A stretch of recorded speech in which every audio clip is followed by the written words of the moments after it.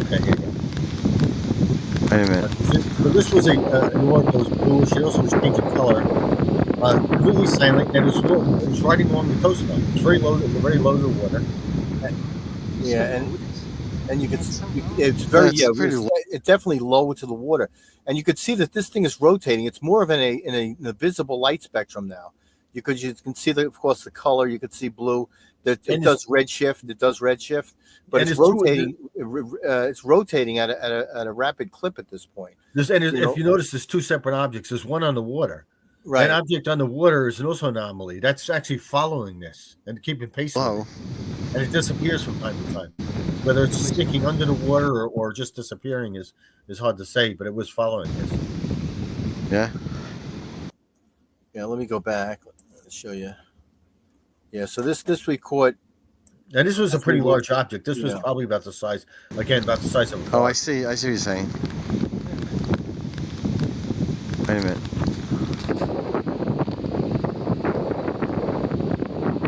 Of course, that's the Atlantic Ocean. It's a shoreline.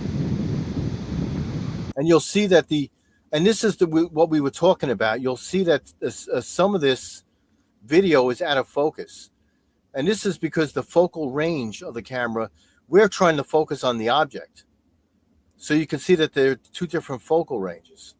If we focused on the the cresting of the waves here and on the shore, the object would be out of focus, and you could see that as we're going back and forth. So again, some folks look at this and say, well, why is it out of focus and this that, because we're actually concentrating. We're trying to concentrate on the object itself.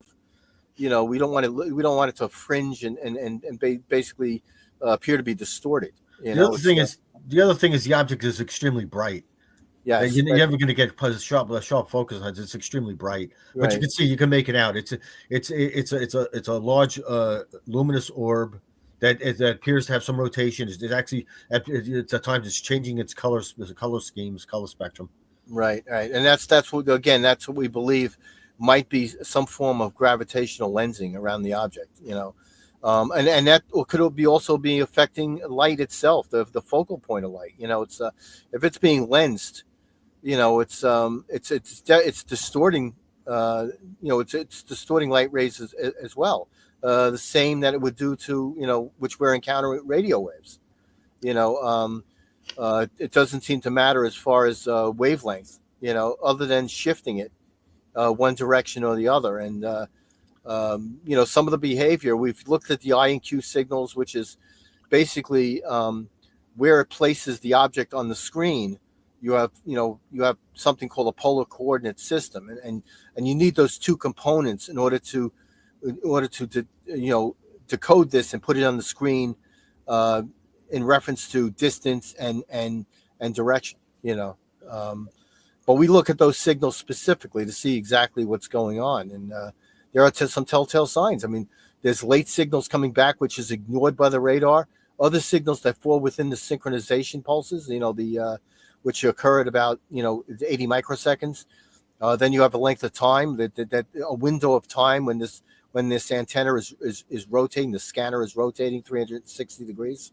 So some of these signals are being caught as the antenna is coming back around, and you have this chasing pattern on the screen, on the display. I also make an observation about what you're seeing visually here, because I got some oddball suggestions. Could it be a plane? First of all, it's too low to water. You can see how large it is compared to the wave breaks on the water. That's a large object. The other thing is, it's moving laterally from west to east. We should see a profile of a plane. We would be able to see it in the navigation lights. You would see anti-collision beacons, and this is also flying way too low. It also has no sound. It's completely silent. Also, the blue light doesn't really correspond to the kind of lighting on the plane. It's either red, green, or white. So completely silent. So no obvious means of propulsion. Yep. Nope.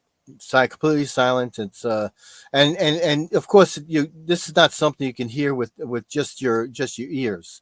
You got the noise of the water, the wave action, the wind at times.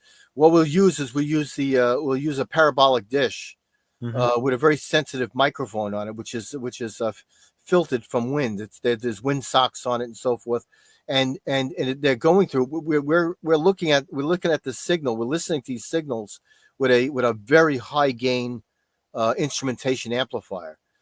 So we're bringing this stuff out of the noise floor, to try to hear what's going on. We have filters that we have to screen out. We have to mask out that other noise, the waves, and that's what's occurring at different frequencies. So we'll go through it, and once we recorded the data, and we'll try to mask out these other sounds to try to listen for this object. Well, that's the other thing. We had a parabolic dish on it. It's collecting the sounds very directional. If you had a prop engine or a turbofan engine of a jet, we'd easily hear it. Right. And we're cool because we're recording those signatures, and we're putting it through spectrum analysis too. We have all of this stuff goes to a spectrum analyzer, and the reason why we use that is because something called dynamic range. We want to look at the stuff from the bottom into the noise floor, into the basement, as well as the highest levels of signals. And the only way you can do that is visualize it is on a spectrum analyzer. And the other thing I want to add is that same goes for if it's helicopter. The rotors of a helicopter are extremely loud, and if this is a drone, we would hear the quad fans going on.